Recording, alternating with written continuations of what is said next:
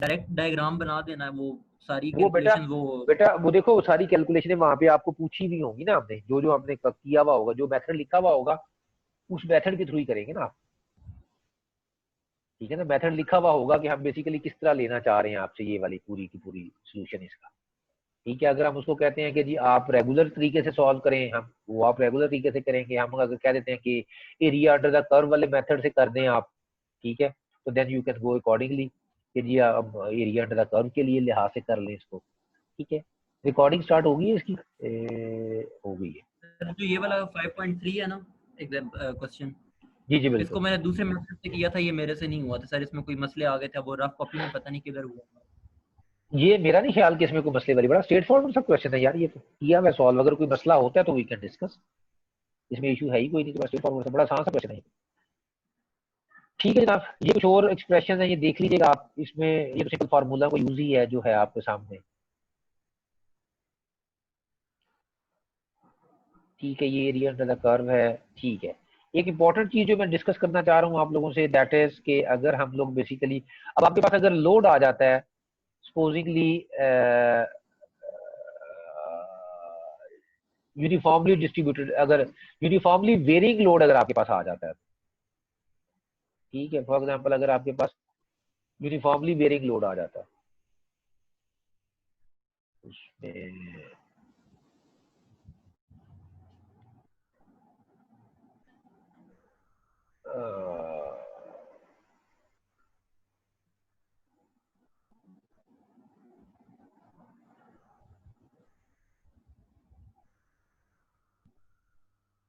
ठीक है ना, फॉर एग्जांपल मेरे पास है यूनिफॉर्मली वेरिंग लोड है, ये मेरे पास बेसिकली है, और ये मेरे पास इस तरह का कोई लोड आ गया। ठीक है, इसमें मैं क्या चलूंगा, अभी यूनिफॉर्मली डिस्ट्रीब्यूटेड लोड तो हमने कहा ना कि यूनिफॉर्मली डिस्ट्रीब्यूटेड लोड हो, ठीक है, तो जो अगर ये पूरा सेक्शन है अगर हमारे पास, तो हम ये करेंगे कि जी सिंपल इसको, इसकी फिगर डायग्राम ऐसा होगी, ये आपके पास रिएक्शन आ जाएंगे, और इस पूरे सेक्शन के सेंटर में मैं, इस पूरे सेक्शन के सेंटर में मैं बेसिकली एक लोड अप्लाई कर दूंगा। ठीक है, जो कि अगर ये पूरी लेंथ इसकी 7 फीट है, और ये लोड मेरे पास 7 किप्स पर फीट है, तो ये मेरे पास 7 × 3 इट विल बी 21, जो कि उसके सेंटर में अप्लाई हो जाएगा। इस पर्टिकुलर केस में क्या होगा, इस पर्टिकुलर केस में मेरे पास ये वैल्यू होगी, ये फॉर एग्जाम्पल 3 किप्स है, और मेरे पास ये वैल्यू भी होगी, ये फॉर एग्जाम्पल 6 किप्स है, 6 मीटर है या 6 मिलीमीटर है। ठीक है, तो ये पॉइंट मेरे पास क्या होगा, it will be half into base into height. ठीक है, half into 6 × 3 will be the जो भी वैल्यू आ जाएगी।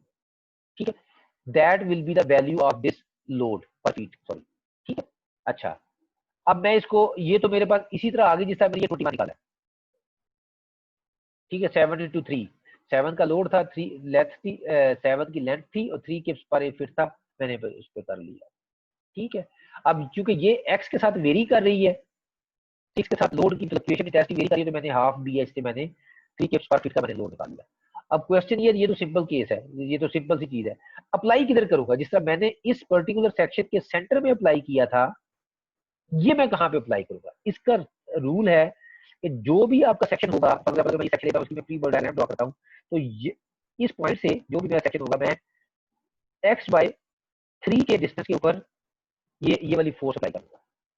x/3, ये याद रखना है आपने कि जो भी सेक्शन मेरे पास आ रहा है, जहां पे वो सेक्शन खत्म हो रहा है, उस सेक्शन से पीछे मैंने x/3 पे ये लोड अप्लाई कर देना। इसकी ड्रेल में नहीं जाते हम। ठीक है, फॉर एग्जाम्पल ये मेरे पास सारा मैथमेटिक्स किया, हाफ इंटू 6 इंटू ये 9 आ गया ना मेरे पास, तो ये 9 किप्स का लोड x/3 के ऊपर अप्लाई हो गया। अगर ये टोटल लेंथ मेरे पास 6 थी, तो ये 2 आ जाएगा, और ये मेरे पास 4 आ जाएगा, बस दैट्स इट। और उसके बाद आप इसको सॉल्व कर लेंगे। ये अब आपके पास एग्जैक्टली यही सिचुएशन आ गई है। पहले अगर ये हमारे पास 7 था, तो ये 3.5 था, और ये भी 3.5 था।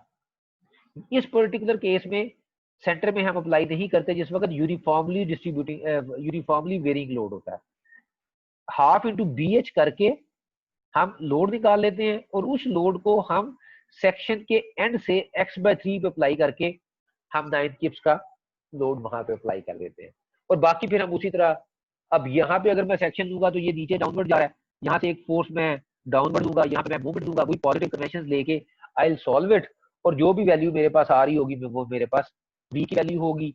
और यहाँ पे भी चूंकि एक्स डिपेंडेंट है, लोड एक्स डिपेंडेंट है, बिल्कुल दूसरा जिस तरह यहाँ पे लोड एक्स डिपेंडेंट था, ठीक है। तो यहाँ पे भी आपके पास कर्व जो आएगी वो बेसिकली आपकी जो शेयरिंग फोर्स डायग्राम है उसमें भी ये कर्वेचर आएगा, ठीक है। और जो बेंडिंग मोमेंट आएगा उसमें भी ये कर्वेचर आएगा, क्योंकि एक्स वेरी कर रहा है, इसमें एक्स वेरी नहीं कर रहा था, ये एक यूनिफॉर्मली डिस्ट्रीब्यूटेड लोड था, ये यूनिफॉर्मली डिस्ट्रीब्यूटेड नहीं है, ये यूनिफॉर्मली वेरिंग है। As you keep on increasing the x, x भी चेंज हो रहा है और इंटेंसिटी भी उसके लिहाज से चेंज हो रही है, यहाँ पे इंटेंसिटी उस लिहाज से चेंज नहीं हो रही, ठीक है। तो ये आपका जो जो शेयरिंग फोर्स होगी इस पर्टिकुलर यूनिफॉर्म वेरिंग के केस में वो आपकी कर्वेचर होगी, और आपकी जो बेंडिंग मोमेंट है वो भी कर्वेचर होगी। इस पर्टिकुलर केस में इट वाज लीनियर, ठीक है, और जो आपके पास वो था बेंडिंग मोमेंट था वो आपके पास कर्वेचर था, ठीक है जनाब। तो ये बेसिकली आपका all about the bending moment diagram, जो shear force diagram. I would suggest कि आप तमाम लोग एक दफा इसको गो थ्रू कर लें, ठीक है। मैं दो असाइनमेंट्स हैं आपको देने लगा हूं, जमा करवानी जरूरी नहीं है, ठीक है, जमा करवानी जरूरी नहीं है, लेकिन कर लीजिएगा, इंशाल्लाह अफाका होगा, ठीक है। तो that's all. Any other question? Sharing force bending moment diagram पे हमने ये चीजें देख ली हैं।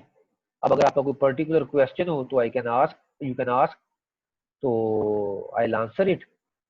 अदरवाइज तो फिर ये है कि कोई क्वेश्चन आप लोगों का हो तो।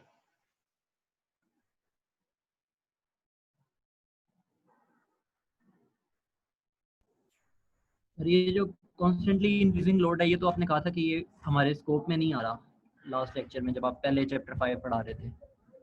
तो यार ये हमारे स्कोप में नहीं आ रहा था, लेकिन दूसरे सेक्शन ने पढ़ लिया है। ठीक है, तो ये एक छोटा सा कॉन्सेप्ट था इसलिए मैंने दे दिया आप लोगों को, इसमें मेरा नहीं ख्याल कि कोई बहुत ज्यादा इशू वाली बात है, ठीक है। तो ये दूसरे सेक्शन वालों ने पढ़ लिया था, उन्होंने मुझे कहा कि जी आपने पढ़ लिया है, ठीक है, तो मैंने कहा चले मैं आपको भी पढ़ा देता हूँ, ठीक है जनाब। अगर इसमें कोई आपका कोई ऑब्जर्वेशन होगी तो I can discuss any time कि इसको किस तरह करना है। और देन हम अगला जो हमारा लेक्चर होगा that will be on stress transformation and Bohr circle, again very important one, ठीक है। एक क्विज लेना है जो कि आखिर में होगा नेक्स्ट वीक के एंड पे, मुझे बता दो कि किस चैप्टर से देना है। आपके पास दो चैप्टर रहते हैं अभी, ये वाला चैप्टर रहता है शेयर फोर्स बेंडिंग मोमेंट वाला चैप्टर रहता है, और वो रहता है लास्ट चैप्टर 7 जो है बोहर सर्कल और स्ट्रेस ट्रांसफॉर्मेशन वाला। कोई एक चैप्टर सजेस्ट कर दो, उसमें से मैं आपका क्विज ले लूंगा, that will be the fourth quiz, और उसमें आप लोगों की वो भी हो जाएगी, प्रैक्टिस भी हो जाएगी।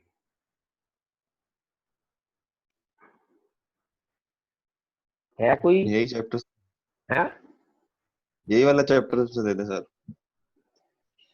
शेयर फोर्स बेंडिंग मोमेंट से ले लें, यस सारे एग्री कर रहे हैं? Yes sir. चलो बस जी ठीक है, सर, सही, इसी से ले लें। चलिए बस share force bending moment diagram का मैं ले लेता हूँ एक क्विज आप लोगों से, जो होगा थर्सडे को। टॉर्जन की असाइनमेंट हमने कर ली थी, लेकिन वो मैं आपको बाहर फिर भी दे देता हूँ, क्वेश्चन वगैरह हैं उसके कुछ, वो दे देता हूँ, वो देख लीजिएगा। इसी तरह bending moment share force diagram की एक असाइनमेंट है, 3-4 क्वेश्चन है, वो देख लीजिएगा, ठीक है। ये दूसरे सेक्शन वालों की ही असाइनमेंट है, देख जरूर लीजिएगा, जमा करवानी हो तो करवा दीजिएगा, बेहतर तो ये है कि जमा करवा दें। 3-4 क्वेश्चन है उसके अंदर, ठीक है। तो उसका फायदा ये होगा कि हम आपके सेशनल इंटरनल्स में फर्दर डिस्ट्रीब्यूशन उसकी बेहतर हो जाएगी, ठीक है। तो पर्सनली आई वुड सजेस्ट कि आप जमा करवा दें, आप लोगों के लिए बेहतर हो जाएगा। अगर आप जमा नहीं करवाते तो मेरी तरफ से कोई कंपल्शन नहीं है उसको जमा करवाने की, मैं 3 असाइनमेंट्स के ऊपर ही आपको आपके इंटरनल्स को असेस कर दूंगा, ठीक है। तो सर अगर ये भेजते हैं तो फिर हाँ फिर बेहतर अगर हो जाएगा इंटरनल। पीछे वाली कोई हाँ वो पीछे वाली प्लस कोई माइनस नहीं कर सही लेंगे, होगी तो वो हम प्लस माइनस कर चलें लेंगे, वो ठीक। कर लेंगे, वो कर लेंगे, ठीक है। तो ये 2 असाइनमेंट्स हैं, कर लें, कीजिएगा जरूर, सबमिट करवाएं ना करवाएं मेरी तरफ से, ठीक है। लेकिन 2 चीजें रिकमेंड करूंगा, कीजिएगा जरूर नंबर 1, और नंबर 2 सबमिट करवा देंगे तो हम उसको फिर कॉम्पनसेशन के तौर पे यूज कर लेंगे, ठीक है। और share post bending moment diagram का क्विज हम अगले हफ्ते इंशाल्लाह आखिरी जो हमारा लेक्चर होगा उसमें हम share post bending moment diagram का एक क्विज रखेंगे, ठीक है।